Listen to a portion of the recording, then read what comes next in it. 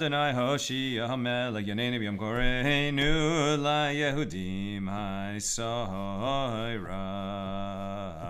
V'Simcha V'Sason V'Hikar Kein Tiyeh Lanu Kais Yeshuas Esahu V'Shem Adonai Egra Dai Dai Dai Dai Dai Dai Dai Dai Dai Yai yai yai dai dai dai dai dai dai. Ya la la la la la la la la la la la la la. Yan da da da ya da da ya da da ya da da da da da da. Ya la la la la la la da da. Yan da da da da da da da da. Ya la la da da da da da da ya da da da da ya da da da da da da da da da ya da da da da.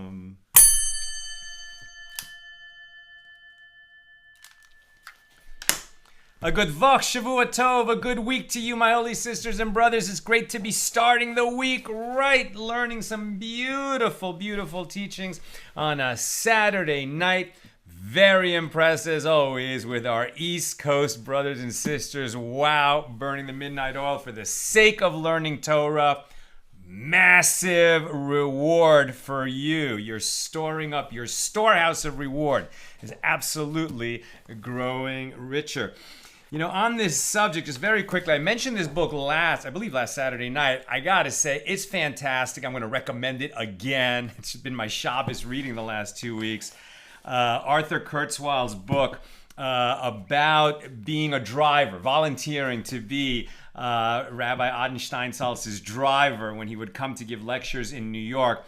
Now, Arthur Kurzweil, I mean, he is a prolific author, publisher, speaker, magician, an incredibly talented guy who goes on his own speaking tours. And then for him to just become Rav Steinsaltz's driver is because he wanted to spend time in the company of such a gifted, wise man, the first person in 1,000 years to do a complete commentary on the Talmud. And it's Rav Steinsaltz's translation and elucidation that we're working our way through the Talmud with. So, Arthur Kurzweil just shares in this book, On the Road with Rabbi Steinsaltz, all these stories, conversations that he had with Rav Steinsaltz. So, there was one occasion, this was I think the late 80s, when Rabbi Steinsaltz quickly became very famous because he had completed, he did his translation elucidation in Hebrew, and then it was published in English.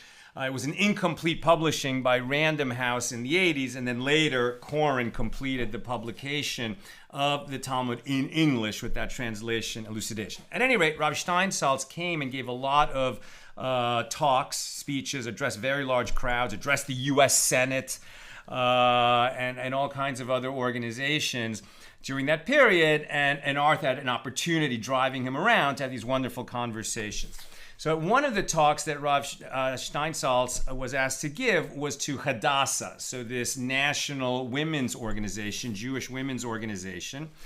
And in the forum, he gave a couple talks to this convention of women, and one of them, Arthur was on stage with Rabbi Steinsaltz, and it was kind of an interview format on stage in front of 350 women. So here's a question that I think is very good for us to listen to, right? So Arthur asked the rabbi on stage in front of this audience, Rabbi Steinsaltz, when I skim through the 63 volumes of the Talmud, I see that there are many times when it says that if you transgress, if you do some things that are not permitted, you will not have a share in the world to come.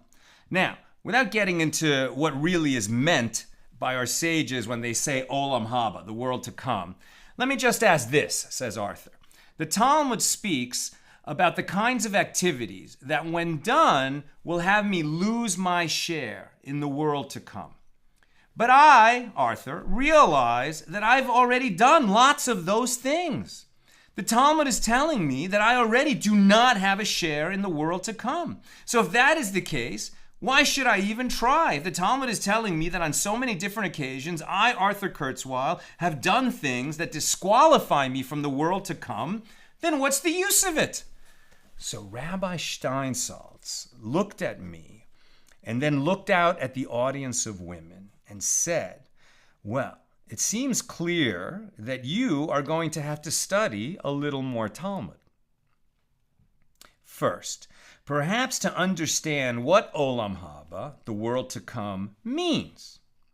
And then you will also see and come to learn of all the things that you've already done, Arthur, that guarantee you a share in the world to come. Says Arthur, I had, of course, seen references to the fact that I also qualify for this guarantee of a share in the world to come by many of my activities, but I was pleased that Rabbi Steinsaltz put the two together and indicated to me and to the audience that when you study Talmud, it is not possible to quote something out of context with any reliability. If I just read one or the other of these passages, that these things mean you lose your share in the world to come, or these things mean you are guaranteed a place in the world to come, I would have lost the whole nuance and meaning of the contradiction between these passages. I mean, so often, right? The Talmud is not written by one person with an agenda at every step of the way teaching you that agenda. The Talmud is a record of discussions and debates and commentaries and counter-commentaries. And to have any sense of what's going on in the Talmud, you have to learn with somebody who knows what they're doing. Thank God we're learning with Rav Steinsaltz, who's teaching us through this book. And you have to spend some time in it, and you have to invest and work in it, and you have to consider these contradictory passages together to get at what's going on. If I just read one or the other, I will draw an incomplete conclusion. The world to come is a level of consciousness, a state of delight that the sages say we glimpse on Shabbos. I am able to elevate my soul and taste the world to come, and I can, with my misdeeds, lower my soul and lose my share. Now, the second question that I asked Rabbi Steinsaltz before the Hadassah women was similar. Quote, I don't remember exactly where I read this, but I once read a book about the Talmud where somebody was quoted as saying that when you study Talmud, if you read ox, the animal ox, and you think about an ox, then you're doing something wrong. I said, did you ever hear this quote? And if so, how am I to understand it? So Rabbi Steinsaltz smiled. He knew precisely to whom the quote was attributed and told me the name of the scholar who reportedly said it. But then he said to me, quote, you have the quote a little bit wrong. He didn't say, if you read ox and you think ox, that you're wrong. What he said was, when you learn Talmud, if you read ox and you think ox, you probably are an ox. What does he mean? Right? The Talmud addresses every aspect of our lives, both in this world and in the next world. Right? It is a teaching, it is a tradition, it is a collection of teachings about how to live a righteous and holy life. Does the Talmud tell you, if you want to find love, do it like this. If you want to be a loving person, do it like this.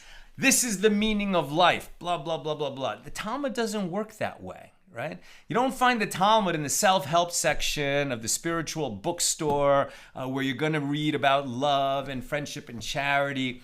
All those subjects are addressed, but they're addressed in the rubric, in the format of discussions about tangible things, right?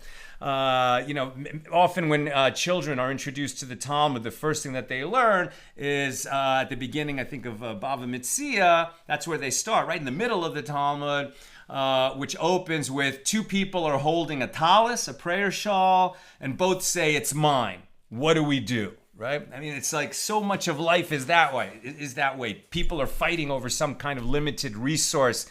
How are we going to divvy up the resource? to understand how we're going to proceed and what is the history of these two individuals and how legitimate is their claim of ownership and what happened before and what happens after. All these seeming technicalities, what we're really getting at is, okay, what is the underlying theory of justice that God has granted to us to understand, to study, and to pursue in this world, right? So often we get into passages that are difficult, that are technically challenging. It's hard to even understand who's saying what and when they said it and who's disagreeing with whom and what are they agreeing or disagreeing about. But we want to always remember that even when we're talking about very specific, tangible, technical arguments, the Talmud is always talking about the bigger, loftier spiritual questions in the context of how are we to live our lives with specific intent and action. I recommend this book, On the Road with Rabbi Steinsaltz. All right, let's get to it. Where are we holding this? We are in Tractate Sotah, the 18th volume of the Talmud, the laws of the suspected adulteress. We are in chapter 8. Today, opening our discussion of Mishna number 2. We are in an extended digression that began with the fact that when the temple was standing in Jerusalem and when the suspected adulterers would be brought to the temple to undergo the ritual of the Sotah, to drink the bitter water, to prove her innocence or establish her guilt, she would be warned that if you are guilty and you drink this, you're going to die. But if you're innocent, then you're going to be fine. And she would swear that she didn't commit adultery and that she understands what's going on, and that's why she's drinking the water. And all of that adjuration and oath could be spoken in a language other than Lashon Kodesh, other than the sacred tongue of Hebrew. And once we started talking about that, we learned a whole bunch of things that could be said in a language other than Hebrew and things that must be said in Hebrew. Here in chapter 8, we're talking about the priest anointed for war, that when the nation would go into a sanctioned war, before the soldiers left, and went into battle, a priest would come and say to them, do not be afraid. God is fighting with you. But certain people should not be going to this war, and we're going to be talking about that today. And that warning was given in Hebrew. All right, here comes Mishnah number 2 in chapter 8.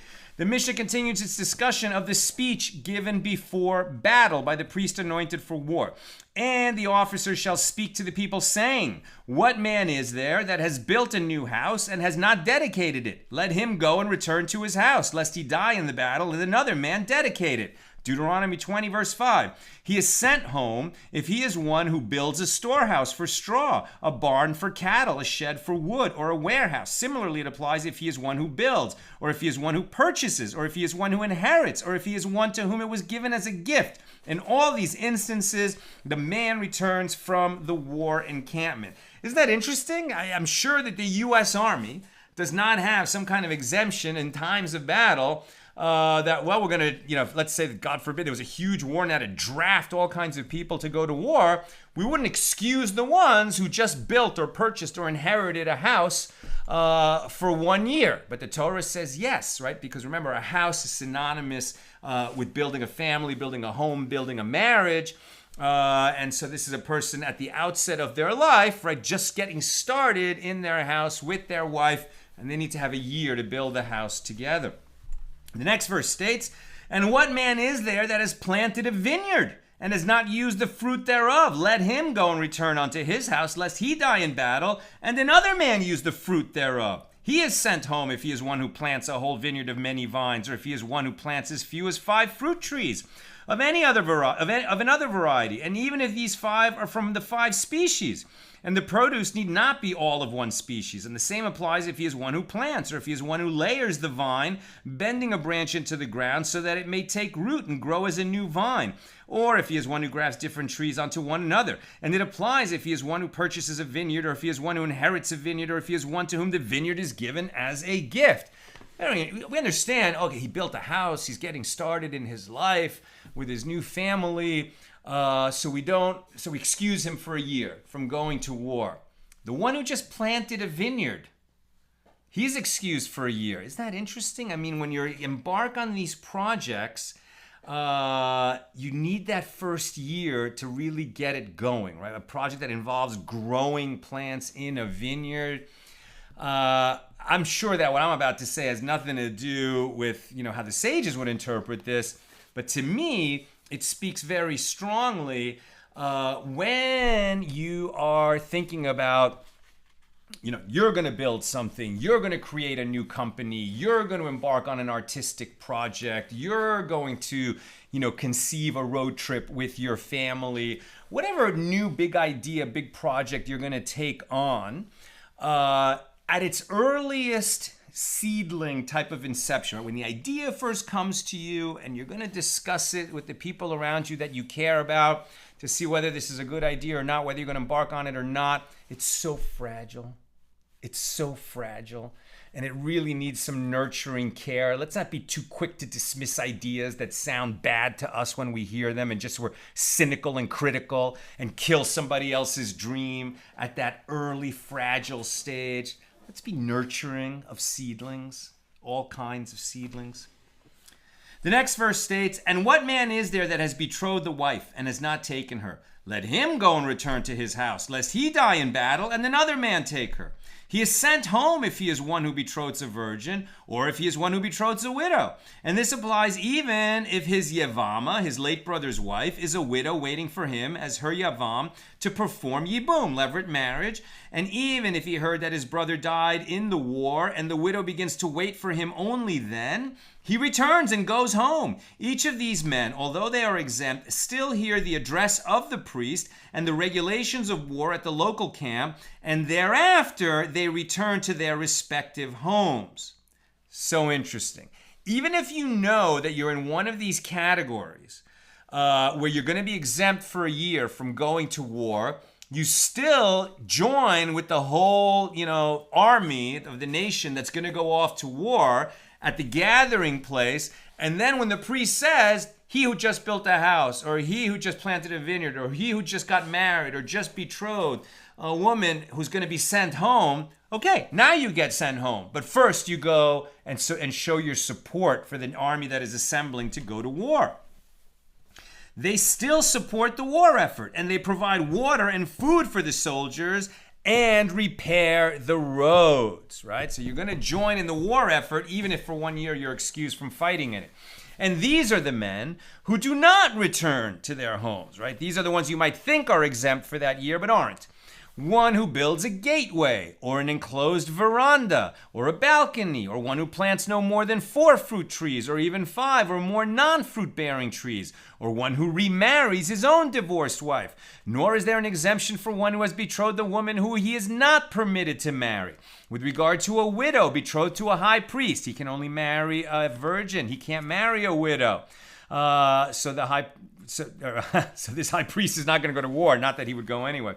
Or a divorcee or a yavama who perform chalitza in lieu of entering into a levirate marriage, who now is betrothed to a common priest, or a mamzeret, or a Gibeonite woman betrothed to an Israelite, or an Israelite woman betrothed to a mamzer or a Gibeonite. Such a man does not return to his home. Rabbi Yehuda says, even one who rebuilds a house as it stood originally would not return. Rabbi Eliezer says, even one who builds a new brick house in the Sharon would not return, because these houses are not stable and are expected to collapse periodically. So if you're not building a house that's expected to last, then you don't qualify for the exemption. These are the men who do not even move from their places because they do not even report to camp, right? The ones who, like the one who just betrothed the woman, he is going to go to the place of assembling the army and then get sent home. Now there's a list of people who don't even go to the assembling of the army. One who built a house and dedicated it within the year. One who planted a vineyard and used its fruit for less than a year. One who marries his betrothed, and one who marries his yavama, his brother's widow, who must enter into yibum, levirate marriage, or perform chalitza, as it is stated, when a man takes a new wife, he shall not go out with the army. That's why they said if he betrothed, he goes to the place of assembling and gets sent home. If he's just married, right? If he's in the honeymoon year, then he doesn't even have to go to the assemblage. The Mishna interprets the verse as, when a man takes a new wife, he shall not go out with the army. He shall be free for his house 1 year and shall cheer his wife whom he has taken. Deuteronomy 24:5. The Mishna interprets the verse like this. For his house, this means his house that he built. He shall be, this term includes his vineyard, and shall cheer his wife, this is his wife, whom he has taken. This phrase comes to include his yivama, who is considered his wife with respect to this law, although he has not yet married her.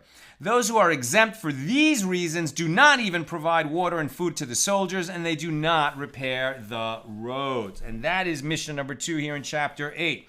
The sages taught, and the officers shall speak, what man is there that has built a new house and has not dedicated it? Let him go and return to his house, lest he die in the battle and another man dedicate it. One might have thought that they say their own words and that the priest does not issue these proclamations, right? You might think, since it says officers, that it would be the officers of the army who say, who has built his house and not dedicated it, let him go home. But no, we're to interpret this as the priest anointed for war is the one who says this to the army.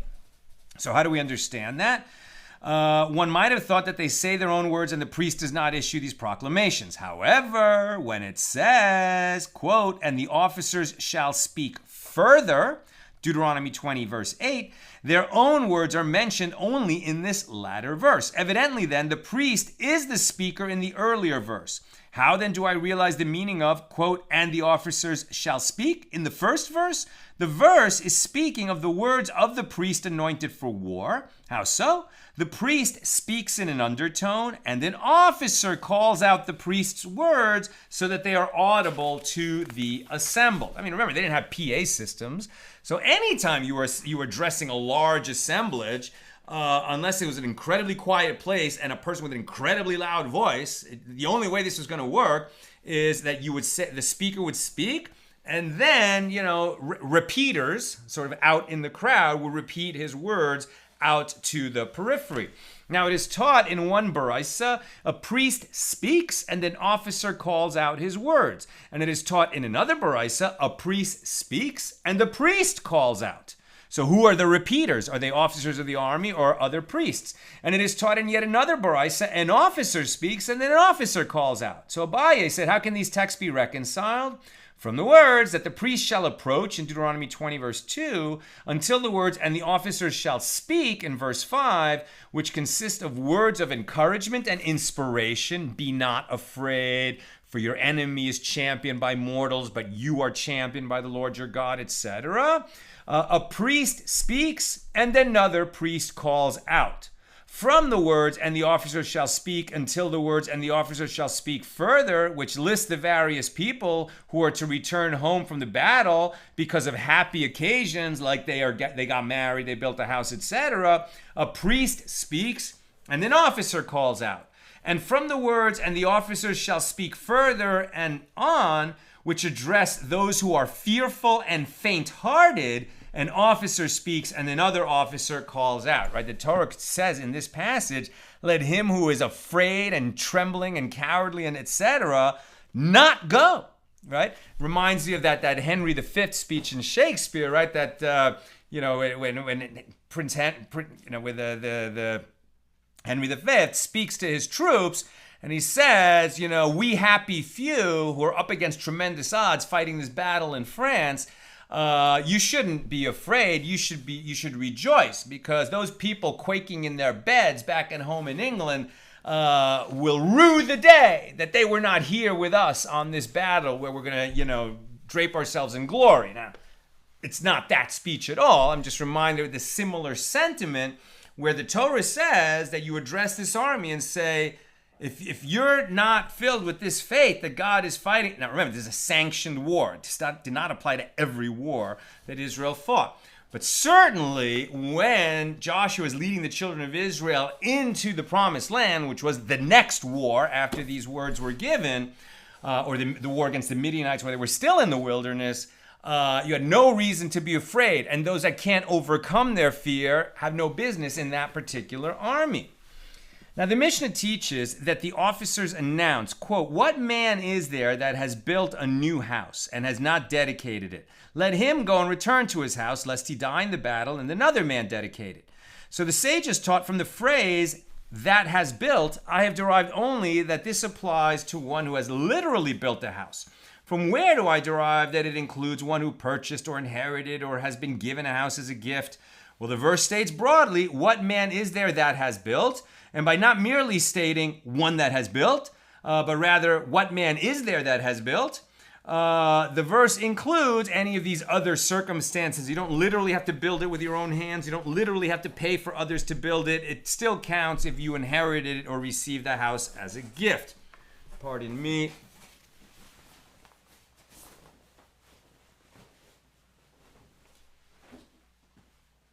A little warm in the office here.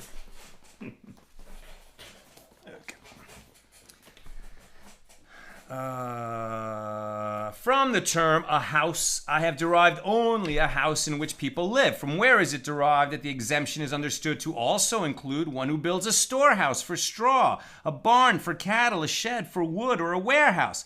And the verse states that has built, which includes whatever one built. In any case, so one might have thought that I should include even one who builds a gateway or an enclosed veranda or a balcony. However, the verse states a house, which teaches that just as a house is by definition a structure that is fit for living, so too this law applies to every structure that is potentially fit for living, although in practice it may be used for another purpose. Did you build a structure with walls and a roof that you could live in if you had to? That excuses you from going to the army for a year. Building a covered veranda or a balcony does not. Rabbi Eliezer ben Yaakov says the word house is to be understood to mean, as it indicates, a building meant for human residence. With regard to the house for which a man may be sent back from the camp, since the verse does not state merely and has not dedicated, but rather and has not dedicated it, specifying the particular house to which the man is connected, the verse therefore excludes a robber who does not own his house, right? One who stole his house. How do you steal a house? It sounds like maybe he committed murder as well. Now the Gemara asks, shall we say that this opinion is not in accordance with the opinion of Rabbi Yosei HaGalili? As if it were in accordance with the opinion of Rabbi Yosei HaGalili, didn't he say when the verse singles out the fearful and faint-hearted, that this is referring to one who is afraid? Why? Because of the sins that he has. According to this interpretation, one who stole another's real estate should return home from war because of his guilt, which would seem to contradict the opinion of Rabbi Eliezer ben Yaakov. We're on 43b. And the Gemara answers, even if you say that this ruling is in accordance with the opinion of Rabbi Yosei HaGalili, Rabbi Eliezer ben Yaakov still needs to include one in possession of a stolen house, as in a case where one repented and gave money to the owners of the house that he stole. Although in such a case he is not considered a criminal, the house was originally stolen, and therefore he must remain among the military ranks. Okay, it's not, he didn't kill someone to get the house, but he committed some kind of a scam in order to get it. And even if he repented and then paid for the house, the fact is that house that he's now in was one that he originally stole, and he does not qualify for the 1-year exemption from the army.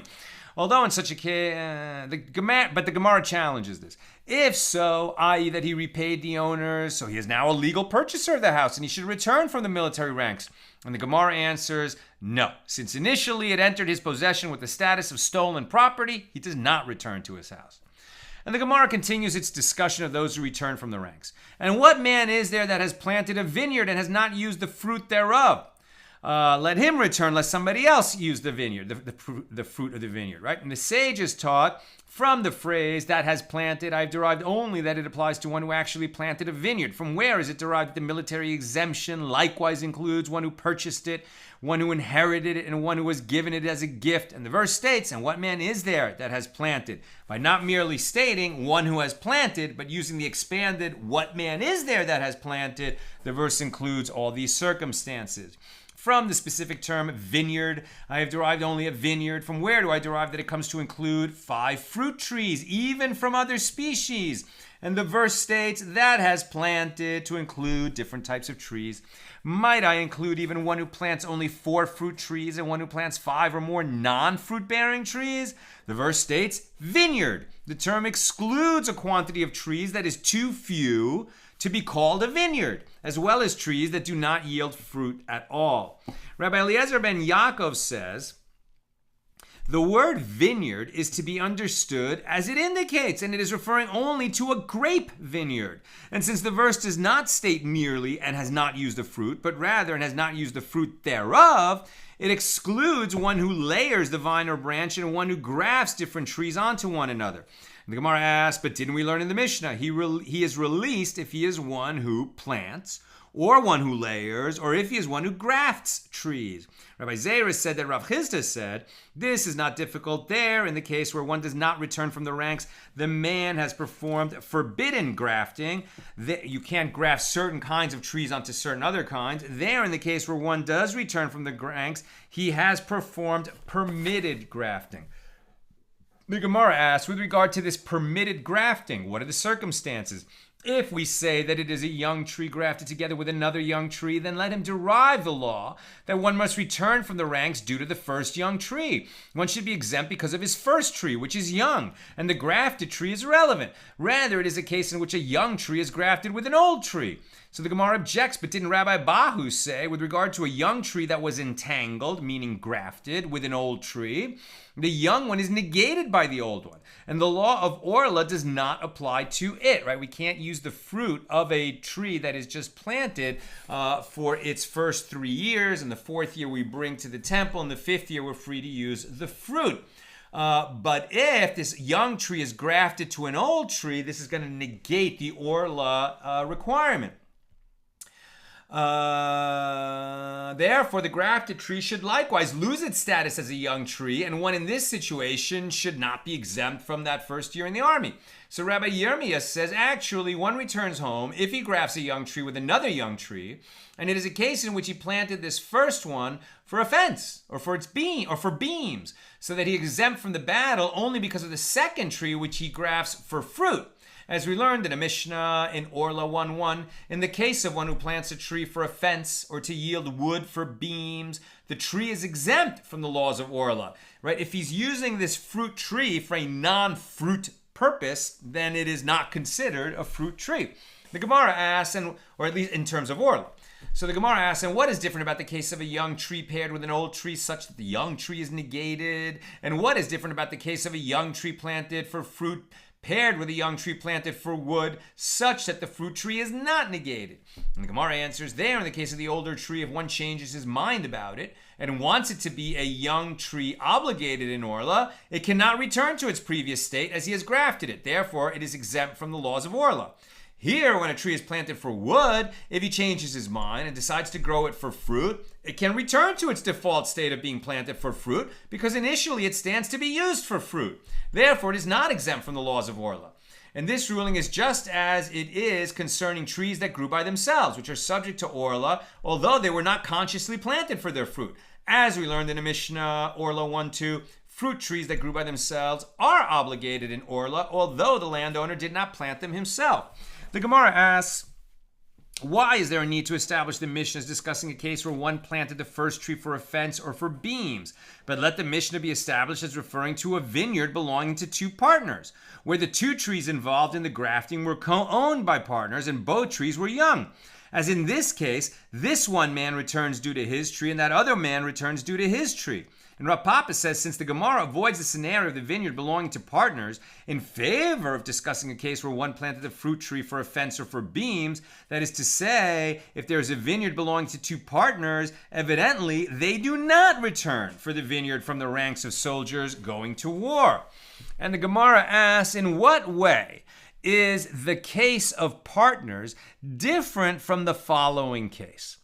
If there are 5 brothers, and one of them dies in the war, the law is that they all return, just as each brother returns because of his shared responsibility to perform yibum or chalitza for the widow. Each partner should return for his share in the young tree that was grafted, right? So they're comparing this case. If 5 brothers go to war, right? One of them is married and he dies in the war before he's had children. So the other 4 brothers are now all equally obligated in yibum, right? One of them is supposed to marry the widow, and then the first child from that union will be the heir of the brother who died childless. Now, only one of them is actually going to marry her or perform chalitza with her, as we learn in Tractate Yevamos.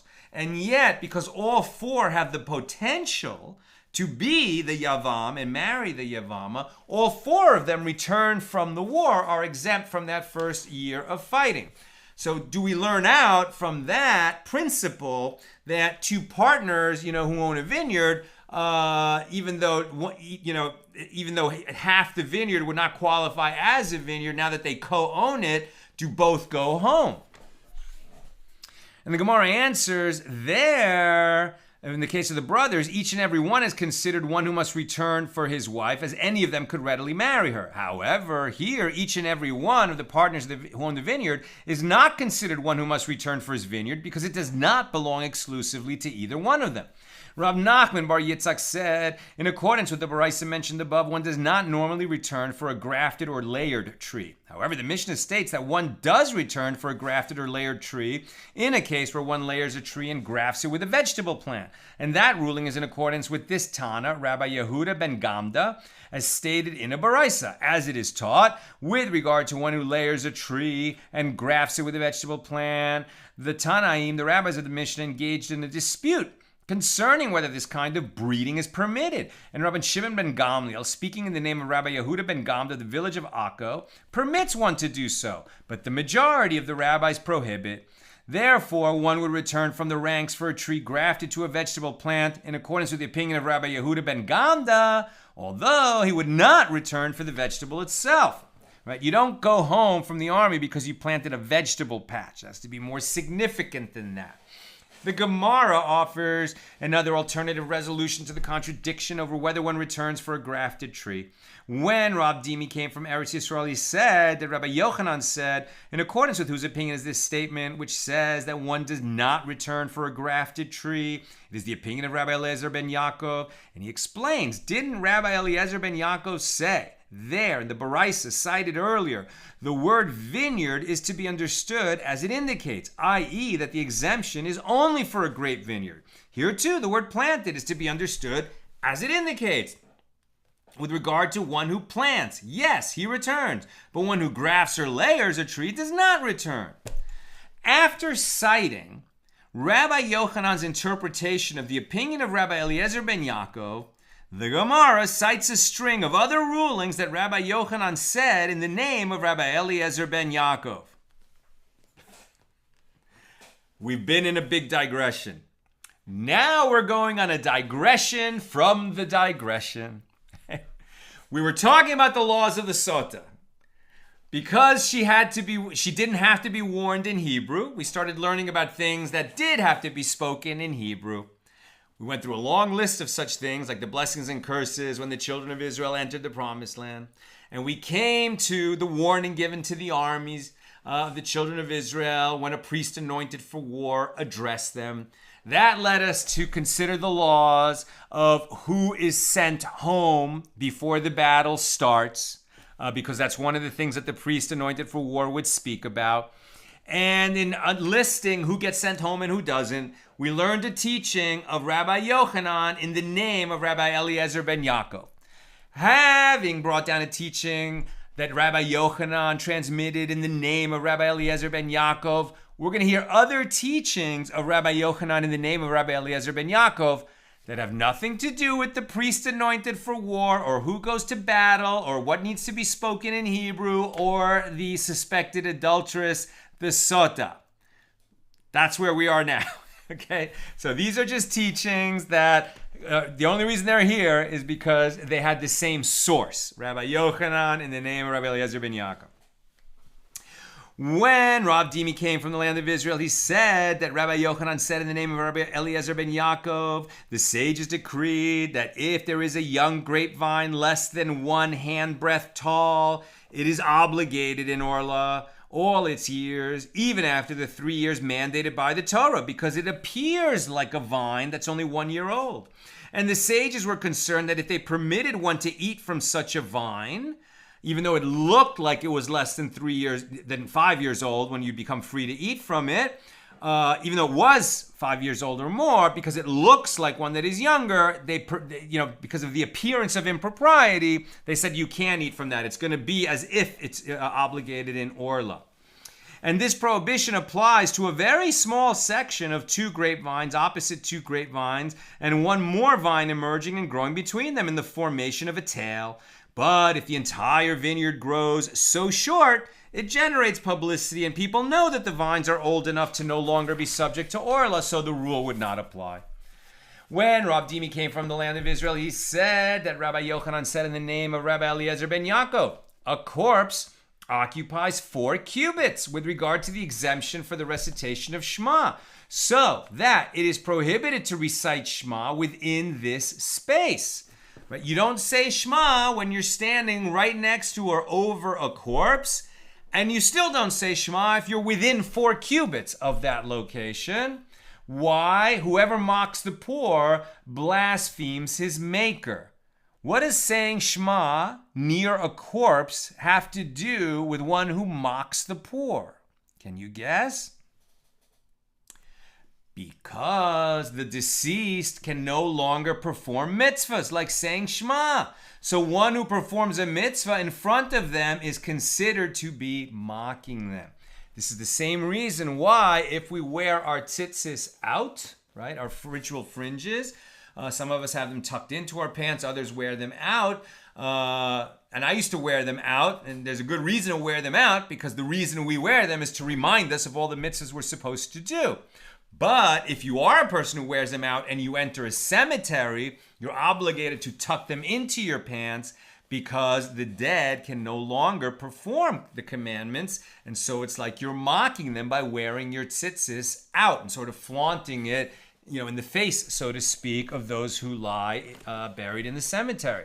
Rabbi Yitzchak says that Rabbi Yochanan says in the name of Rabbi Eliezer ben Yaakov, with regard to a man's stepdaughter who grows up among the brothers from a different marriage. She is eligible to be married to them in principle because they are not actually her siblings, right? Like the Brady Bunch, right? Could Greg marry Marcia? They both have different mother and different father, right? They're children of 2 separate marriages. And I think the first 2 marriages, I don't know how the Brady Bunch, it was a divorce or widow, whatever, but, and then they formed a big family. So they're not biologically related, but they grew up in the same house as stepbrother and stepsister. Could they marry? What is the halacha about this? It is prohibited. She is prohibited to be married to the brothers because she appears as though she is their sister. And the Gemara comments, and that is not so. Such a publicity is not prohibited because the matter generates publicity and the public knows that they are not truly related. Where did this come out? The halacha from Shulchan Aruch. One may marry the daughter of his stepmother. Even if the daughter grew up with him and his siblings, it is not necessary to be concerned for appearances, as it is widely known that they are not siblings. So if Greg and Marcia Brady were Jewish, they could get married. Interesting. And Rabbi Yitzchak says that Rabbi Yochanan says in the name of Rabbi Eliezer ben Yaakov with regard to gleanings from Leviticus 19:9 and 23:2, forgotten sheaves or produce in the corner of the field, all of which are left for the poor. When you harvest a field, you can't harvest every bit of it. You leave what you left behind, what was in the corners, you leave that for the poor. These obligatory agricultural gifts that must be given to the poor. If one gathered them into the threshing floor, the produce was thereby rendered obligated for tithes. Although one does not take tithes from produce for the poor, onlookers are likely to presume that this is his own produce. Ullah said, we stated this law only when the granary is in the field, but in the city the matter generates publicity. People see that the produce was gathered in small quantities from different places, and they know that this produce is for the poor. In that case, one need not tithe it. And Rabbi Yitzchak says that Rabbi Yochanan says in the name of Rabbi Eliezer ben Yaakov, if there is a young grapevine less than 1 handbreadth tall, it does not render the seeds that are planted next to it forbidden. Normally, the diverse kinds of produce may not be planted in close proximity, but this vine is too small to qualify as a prohibited vineyard. And the Gemara limits the scope of this statement, and this statement applies to a very small section of 2 grapevines opposite 2 grapevines and 1 more grapevine emerging and growing between them in the shape of a tail. But if the entire vineyard grows so short, a vine of this size did not render the other seeds planted at its side forbidden. Same as the law of orlah in this case of these vines that are very small, and you might have thought they don't qualify. I'm almost done. If you got questions or comments, get them in. And Rabbi Yitzchak says that Rabbi Yochanan says in the name of Rabbi Eliezer ben Yaakov, a corpse occupies 4 cubits with regard to impurity, as the sages decreed that one becomes tameh, ritually impure, when he stands within 4 cubits of a corpse. Why did they make this decree?